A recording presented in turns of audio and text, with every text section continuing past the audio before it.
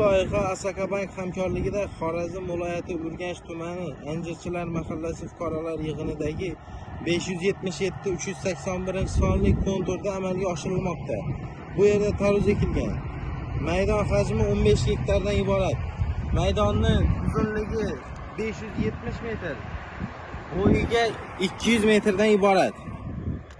Bu yerdagi ekinlar zamonaviy usullar bilan parvarishlanmoqda. Hozirda ekinlar hosil berish jarayonida. Ekinlarni yetishtirish 86 kun davom etadi. Yetishtirish jarayonida sug'oriladi, mineral o'g'itlar bilan oziqlantiriladi. Ushbu loyiha bo'yicha 48 ta dehqon xo'jaliklari biriktirilgan.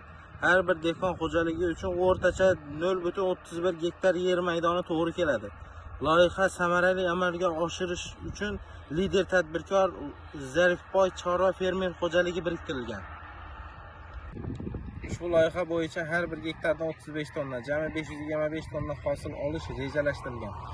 Mazkur ekinni yig'ishtirib olgandan so'ng ikkinchi ekinga ham yuqori daromadli ekin ekish orqali yer egalari daromadini yanada oshirish maqsadidamiz.